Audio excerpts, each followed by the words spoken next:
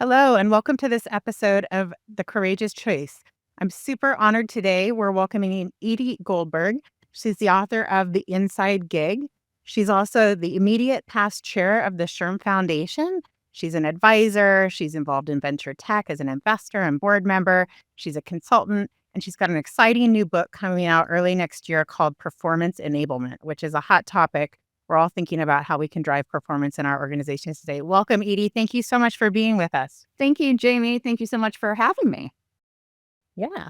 Well, I was so inspired by our recent conversations just around the future of HR and how we're thinking about the future of work.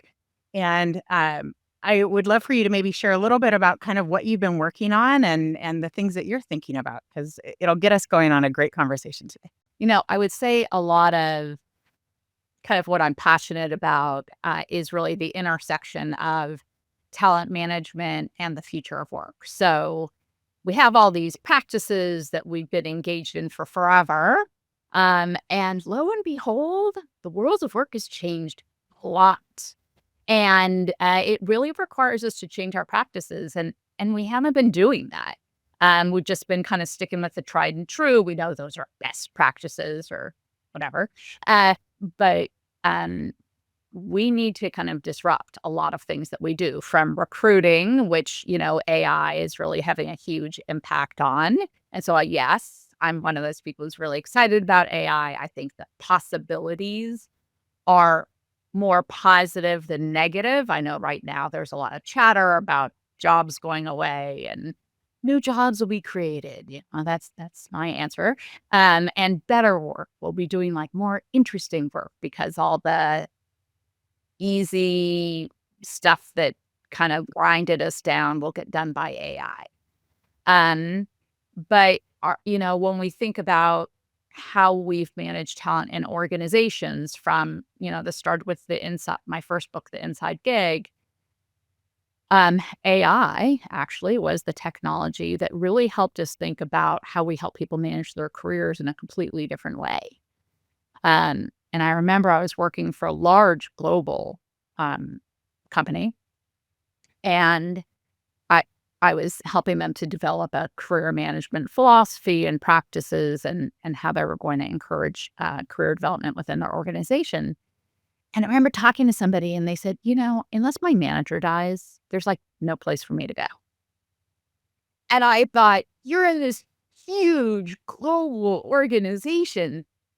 Like the only place for you to move or go up is, in your current job with your current manager. I just thought it was insane. It's because we can't see. We can't see beyond our own work team. The technology today really allows us to connect, based on the skills that we have, our interests, our passions, to other opportunities within the organization. And so that's what gets me super excited. So now we have to disrupt, career management within organizations and use new tools that help us operate new ways. That's what my book, Performance Enablement, is really about. Taking what we know from the science and the research, because I'm an industrial organizational psychologist by training, so research is my first love.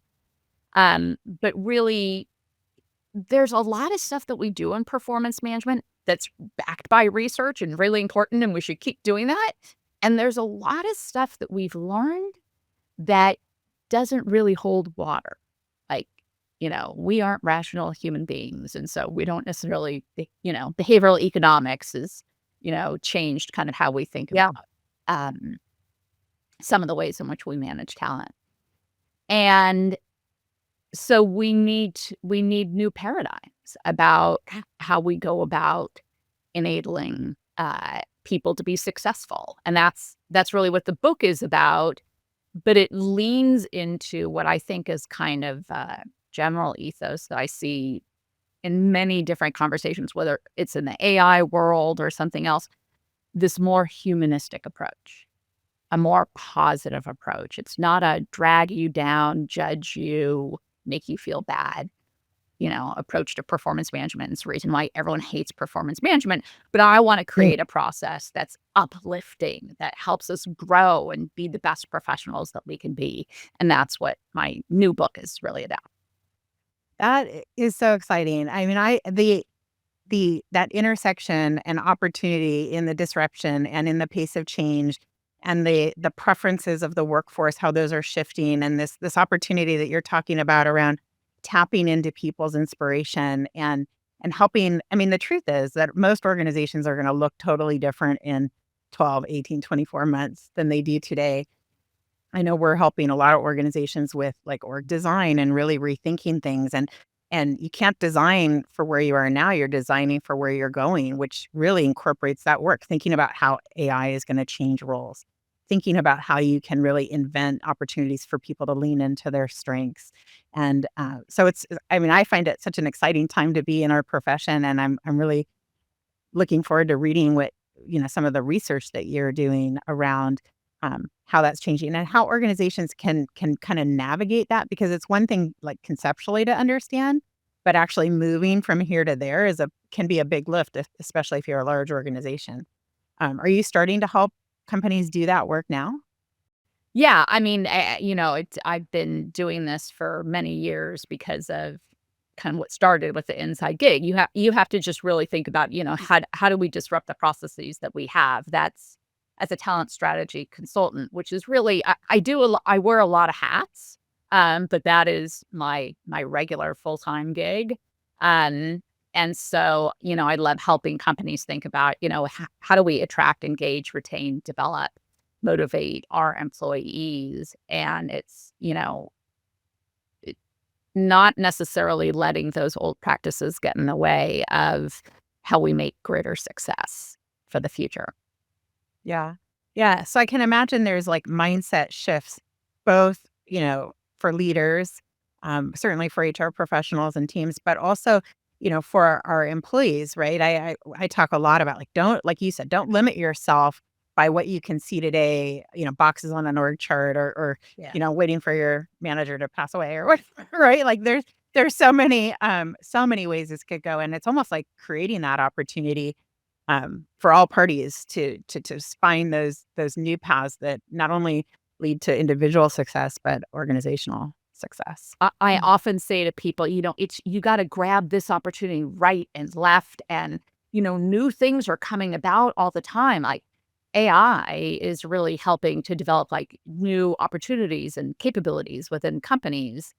And, so employees should be looking for those, if you will, white spaces where there's an opportunity to do something different and jump in. Nobody's career, people think the career is, some straight line. It used to be that career ladder, right? That career ladder broke many, many years ago. We started taking rungs out of it. And, you really started having to go right and left in order to be able to ultimately go up, because jobs were getting broader, et cetera. But the new job that you might be looking for doesn't even exist today.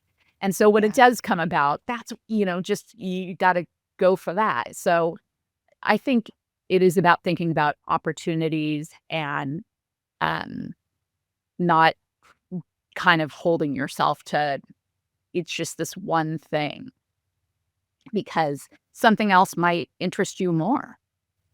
Right. Right. And that we may not even know of yet. I recently had the opportunity to see you on a panel talking about AI, and it was an audience of HR leaders. Mhm. And so if you were talking to HR leaders about kind of the courage to maybe initiate some of this change or to really lean into either AI and or reshaping both roles and structures and performance management in their organizations, how would what advice do you have, or how would you maybe recommend they start? Well, we have to think differently and we have to think about now with the new technologies that we have, what are the possibilities that exist? So, um, and I want to share this because I know you have a company called Gig Talent, um, and I gave a presentation a couple weeks ago, maybe a month ago, a couple weeks ago, to a recruiting audience, and so, recruiters have traditionally, they recruit for, people who don't work for the company. And so bringing new people in and recruiting them for full-time roles. And that's the model. That's what recruiters do. They hire full-time employees. People work very differently today. Technology affords us a lot of opportunities to work differently. I can't tell you the number of people I have talked to in the last X number of months who perhaps have gotten either laid off from their company, or they just decided to take a career pivot. Some sort of change happened within their organization. They decided it was a good time to exit. And, everybody's thinking about what their options are. And a lot of their options are, I'm going to become a fractional CMO or CHRO, or I'm going to just do project-based work. Um, a lot of the best talent out there, they've decided they want to work on their own terms. Like, we learned through the pandemic, working remotely, that, you could do this, and everything a lot of work changed during the pandemic time. So people all of a sudden were shifted to new projects, and people realized, like, I could work on a project. Like, this would be really great. So there are all these people who are entering the gig world. Oh boy, if I can remember my statistics, there's something like, this is an exact correct statistic, but I'm going to get the magnitude right. There are like 73.4 million people today who operate as a freelance or consultant, like myself. But by 2030, that's expected to be 90.1 million people. It is a very large part of the labor market. And so I was talking to these recruiters, and I said, if your model is only, I'm bringing people who don't work for my company, and so the inside gig is really about looking at your internal talent and who has the skills to help out on a project. But we have to look at our own internal talent, but we also need to think about letting people operate in different ways. And how do we hire people with the right skills, the capabilities, the experiences that we need to execute on a really critical business priority project, et cetera. And a lot of times those people aren't going to be your employees. They're going to work on some sort of gig platform, or they're a contractor like myself. People work in many, many different ways. And so we need more flexible talent models to be able to capture. And particularly as skill sets are changing, I could talk about this forever. Okay. As skill sets are changing, it's really hard sometimes to find people with the skills that we need. Right. And so you have to look in unusual places.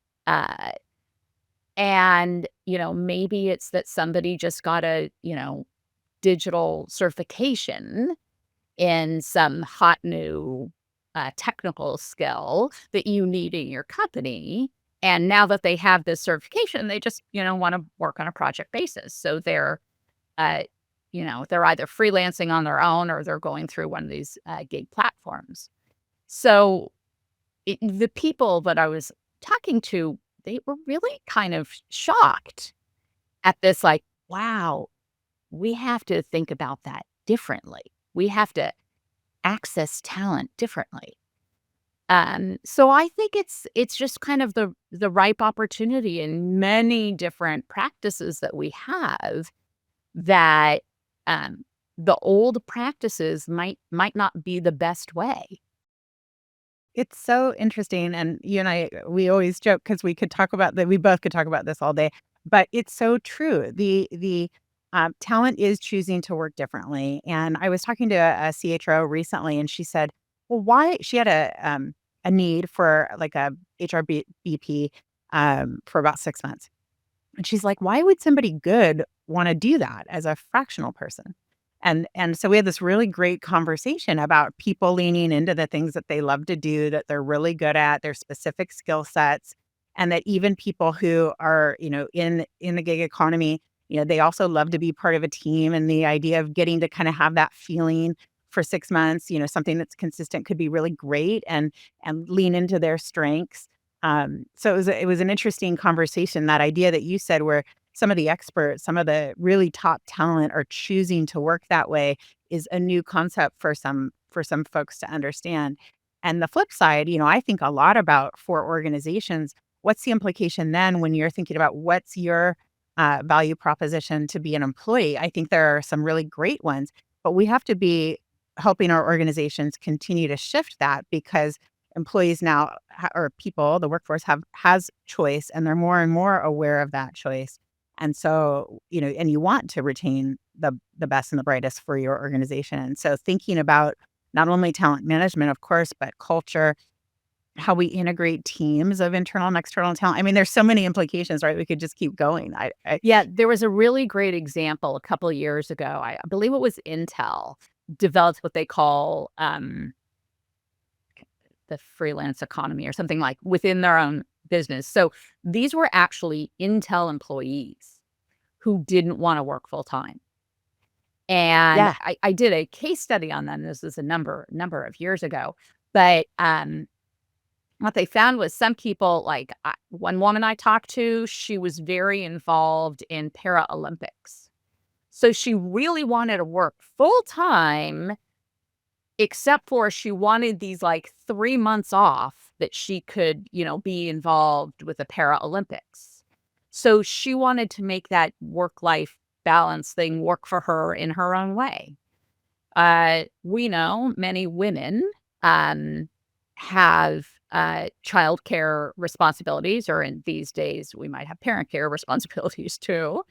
So Right. Yeah. caregiving has become a huge issue for organizations. And so a lot of people literally cannot work full time because of these other responsibilities that are being put on them, whether it's a male or a female. Um, so people need to be, but they want to contribute. They don't want to completely check out, but they've got to be able to work on their own terms, because they have these other personal commitments that are also very, very important to them, you know. And I know people at times who have had to literally check out of the workplace because they had to take care of a loved one or a child who was having some problems. Uh, we just need to find new ways to help them do what they want to do, and Right. still not lose access to the brilliance of people, to, help them be their best whole selves. I love that conversation, because, like, I can remember being junior in my career. I was working with Four Seasons Hotels and Resorts, and I was pregnant, and my grandmother, who I was very, very close to, had passed away, and I didn't have any vacation left. And I went to my boss and I said, "I have to go." And I was, like, devastated, because I was obviously a very committed employee, and I just was, but I couldn't not go to my grandma. And my boss said to me, she said, "Just go. We've got it. Go." And they, not only did they cover me, but they paid me. I was making not very much, but it didn't matter. They paid me. And it just, like, talk about building loyalty, right? And allowing for moments in life. And if we expect employees, or we want employees to join us and stay with us for long periods of time, we have to be able to adapt to how life happens. And I think what you're talking about is so important, because it's true. And if you just look at the demographics of the population in general, we are having more people dealing with caregiving, and we also have more people dealing with mental health challenges, and that often is affecting our kids.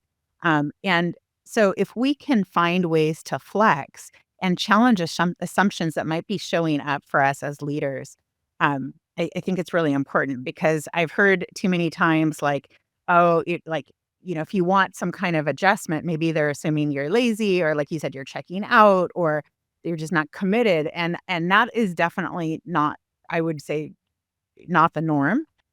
People are super committed. They want to have a purposeful career that's a significant part of their life. They just have these other responsibilities or interests that they're passionate about or committed to. And, there's only, like, a finite amount of time in the day, so they're trying to kind of find a way to make it work. And I think it's a cool opportunity for the companies that can navigate that well. I think are going to be talent magnets. So let's also talk about the changing demographics that we have, right? So uh, Western countries are having fewer and fewer babies. So our population is decreasing. We haven't been reproducing at replacement rates for a number of years, decades now. So that's starting to really, impact our organizations. And yet baby boomers um, are retiring at, very huge rates. But if you're living a 100-year life, a lot of people don't want to retire at 65 or, whatever they're doing. Uh, so they want to work, but they want to work on their own terms because they really want to golf on, Tuesdays and Thursdays or whatever their passion and hobby is. And companies, innovative companies like Unilever are now, it kind of started with the concepts around the inside gig and implementing an internal talent marketplace that allows you to tap into the talent that you have within the organization and let them work on projects of their own choosing. And now they start to expand that concept and say, we can let people that we know have been successful employees over a period of time, we can let them design their own work so that they can work on their own terms. So maybe they have a secure number of hours and benefits that they get. But beyond that, it's all project-based work and they only, get paid if they work those gigs. Companies are starting to come up with these more creative ways of saying, you person with so much knowledge knows how our company works. There is some really great research that shows that highly tenured employees, we won't call them old, we'll call them highly tenured, add disproportionate value within your organization because of all the relationships that they have and how they know how to navigate in the organization. And if we can hold on to that talent for a little longer by letting them work more flexibly, and it's not just Lord knows, nobody works a 9-to-5 job and, Right. 40 hours a week anymore. But, it's not necessarily that construct. Yes. And, we can still gain access to that really great talent by letting them work more flexibly. So it is a huge win-win for organizations. But again, we have to think about how do we work differently. That's really interesting. I hadn't even really made that connection yet around the potential of using um, the network, the way things get done. Like when you think about like organizational network analysis or whatever, even without doing analysis, who some of those connectors are and leveraging them in a way, I think a lot of companies that I talk to are trying to deal with whether it's hybrid and flexible workplace and belonging and how do we collaborate and really kind of create those connections and relationships. And so I hadn't really thought about that, as maybe an intentional way to leverage some of those natural connectors in organizations to, bring others into the fold to kind of create that as part of their responsibilities or the design of how we work. There's some interesting opportunity there that you just kind of got me thinking about. Yeah, the research by some really wonderful economists that I know really showed that it's essentially tenure really has an increase in productivity uh, because of it. I know how to get things done. I know who to go to. I can influence that other team. That institutional knowledge and those relationships that we've built over time have a great deal of value. And we have to think about ways to hold on to that value in a way that is, that works for both parties. Yeah, and I'd imagine that that becomes exponentially valuable given the fact that so many other variables are changing, right? So that being able to like be nimble or agile in the how because you know who to go to and how to network through systems and things like that, regardless of the other changing variables like is going to help speed and the work itself. That's really fascinating when you start thinking about it because, we people are a little bit flippant around maybe how loyal companies are to employees, and that's part of how the construct's changing, that kind of feeling that potentially what used to feel secure maybe doesn't feel as secure in today's world. So it's something for organizations to think about around there is this value that we might not be uh, fully aware of. And in as we're looking at things, we don't want to undervalue that, I think. Yeah, absolutely. That's interesting. So as just looking at your practice, one of the cool things that you and I both get is this lens into multiple organizations and kind of what they're doing. Is there anything that you've seen recently that, is really inspiring or innovative that you'd like to share with our listeners? Inspiring and innovative. Um, I do know we are oddly still having this hybrid debate conversation. And I was just speaking with somebody the other day, an organization that I had helped them through their hybrid strategy and what they were gonna do, and I was sharing that I had just kind of in an oddly informal way run into somebody who worked for the company, and they said, "Thank you so much because of the strategies that we've employed at my company, it's enabled me to stay. And, I have some health, issues, and I wouldn't have been able to go into the office every day. Um, and I love my company and I love my work. And, so I'm just so grateful we got to this place. But, they're still thinking like, is this working? Eh, so I have seen some companies do it really, really well, and really understand that it's about connection and how do we help people build the relationships that they need, kind of going back to that conversation that we were just having about how people add value within organizations. We need it, we need to help them to build those relationships that help people be more successful within organizations. I am struggling a little here, Jamie, with that question of, we've heard some great success stories about AI, about how companies are using AI. It really does require rethinking roles and what kind of work people are doing. So I love the fact that you said that you're doing some job design work because it's really work design. How do we want to do this differently, and how are we going to put together maybe what was one set of roles has now kind of morphed into, a variety of different things. Um, and I think the companies that are really kind of leaning into that, we've seen some examples from Moderna, um, that had been, really well reputed.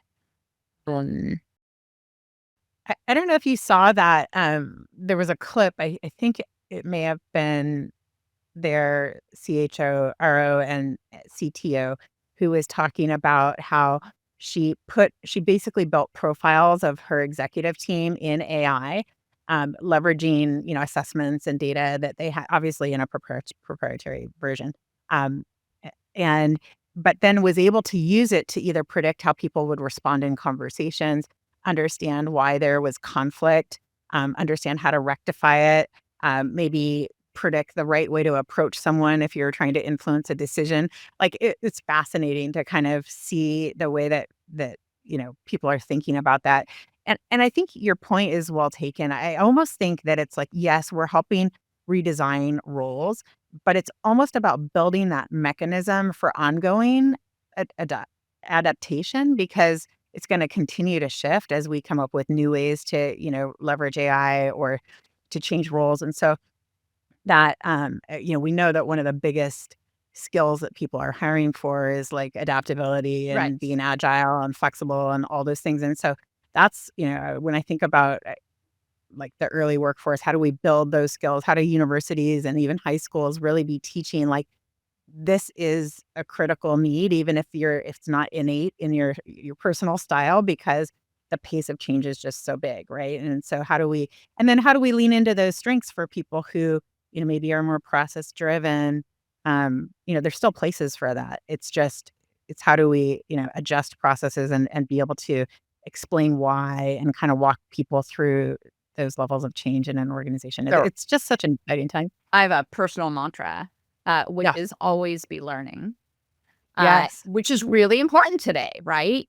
Uh, and it's sort of this, curiosity is really important. And the willingness to learn and to dive into something new.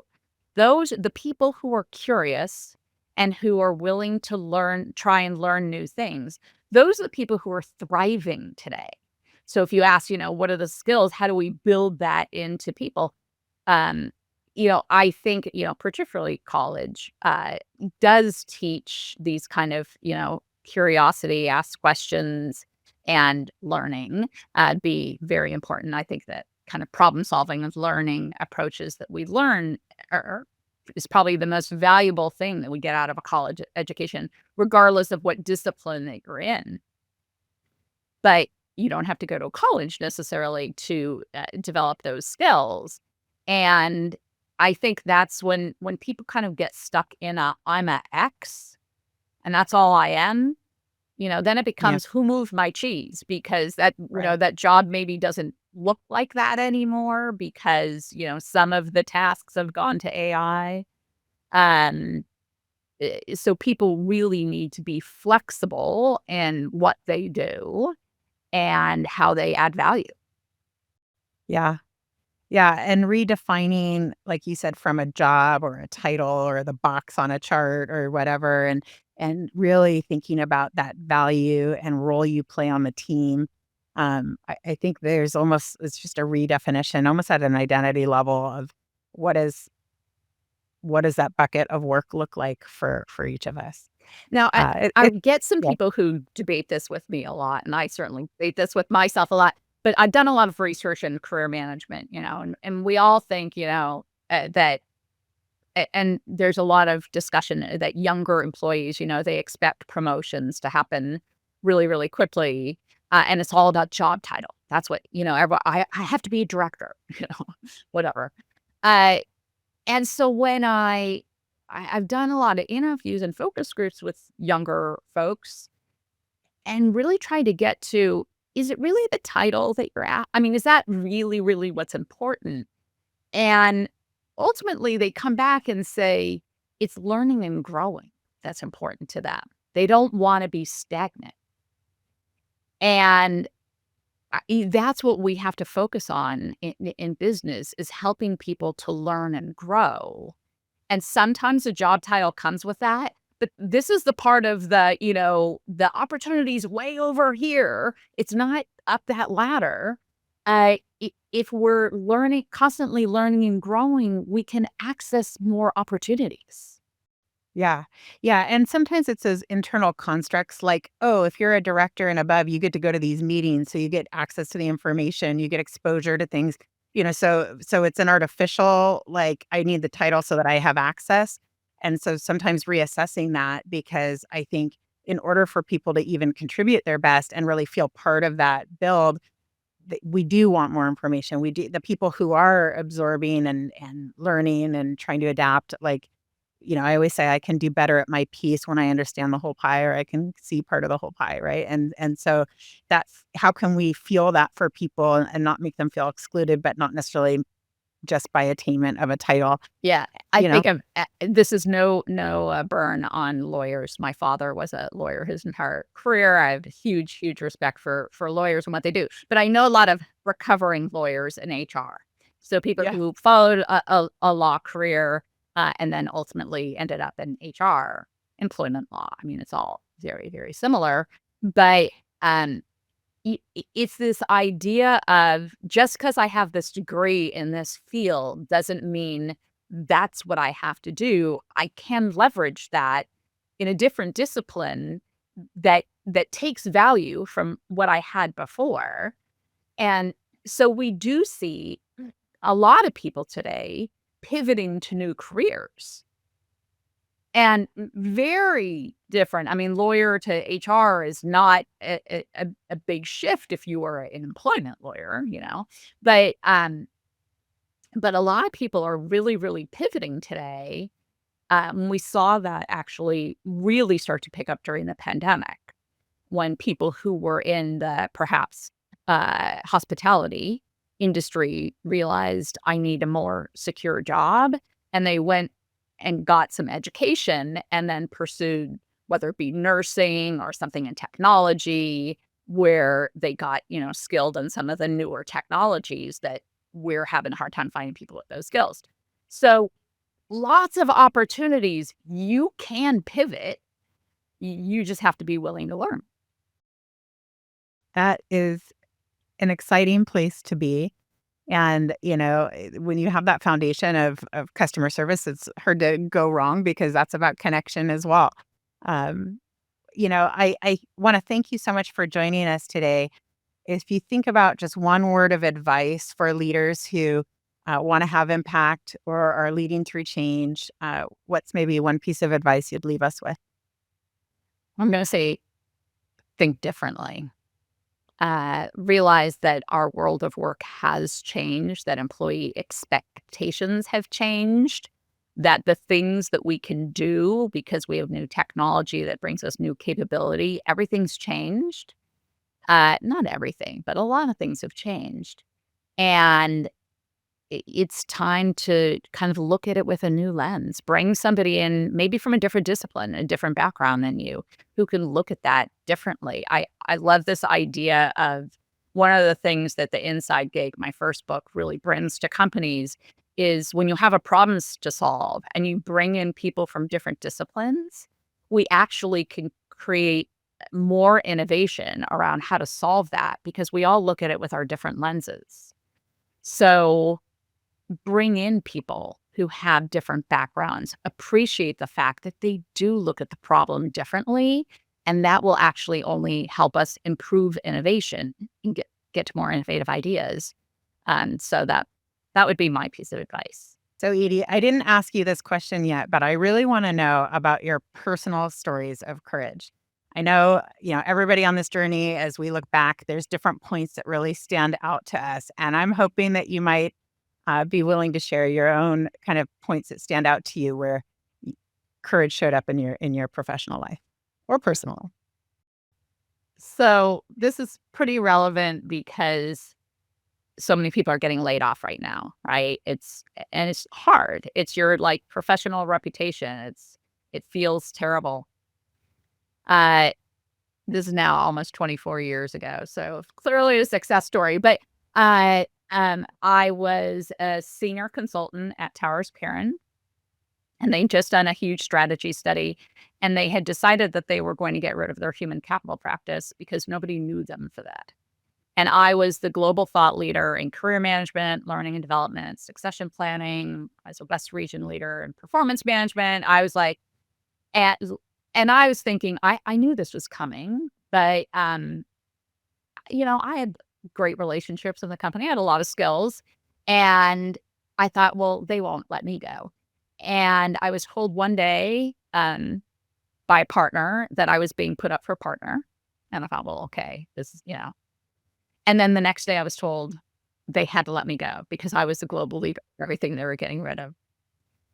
And I was shocked also because they were starting up a measurement practice and I had 8 semesters of advanced statistical training. And so I thought, even if they were going to get rid of my practice, they wouldn't just move. They wanted me to be a partner. They were just going to move me to this other practice, but they didn't do that. Wow. And I was kind of surprised. But my husband had his own management consulting firm for a number of years. And I'd always kind of wanted to do that, but I was too scared. How would I start? What would I do? And this situation forced me to start my own business. Wow. And, never looked back. It was a huge, I used to sit there and say, it's great. I can now spend my time working with clients, rather than talking about sales. because I would sit in all these meetings and we would just talk about how to get more sales as opposed to like being out there and getting more sales. And there were all this administrative stuff that I hated being with the big firm. And now I got to work on my own terms.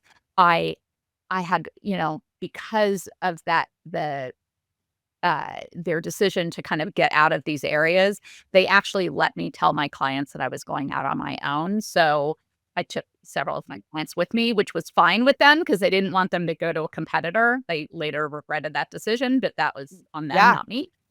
Um, so so the courageous thing was to start my own business. I obviously could have tried to go to another consulting firm, but at that point in time, I was like, how can you be told you're being put up for partner one day and then let go the next day? I just thought that was just so incredulous that I couldn't trust another consulting firm. Yeah, it must have Uh, felt like a punch in the gut. I mean, that like shocking. Everybody feels that way right now, Yeah. right? Everybody who's going through this, it's a really, regardless of how talented you are, uh, it feels personal, It and is. it's generally not personal. Yeah.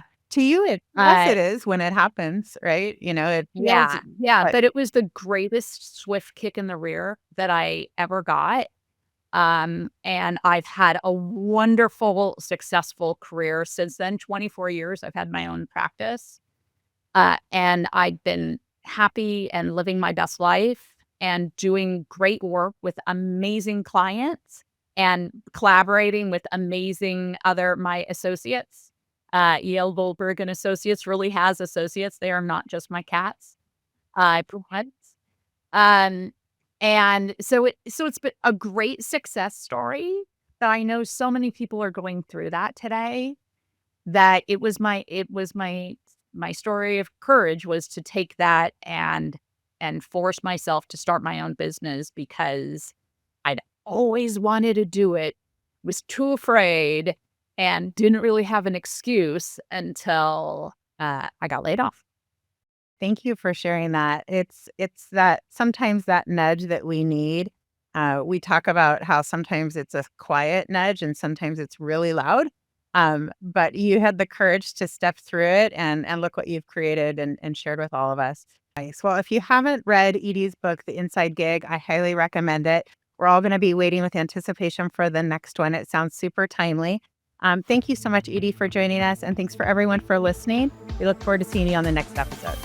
Thank you for listening to The Courageous Choice. If you enjoyed this episode, please leave a 5-star review to help get the word out about the podcast. And don't forget to subscribe so you don't miss out on any of our future conversations. If you'd like to know more about gig talent, please visit gigtalentagency.com or email us at podcast@gigtalentagency.com. See you in the next episode.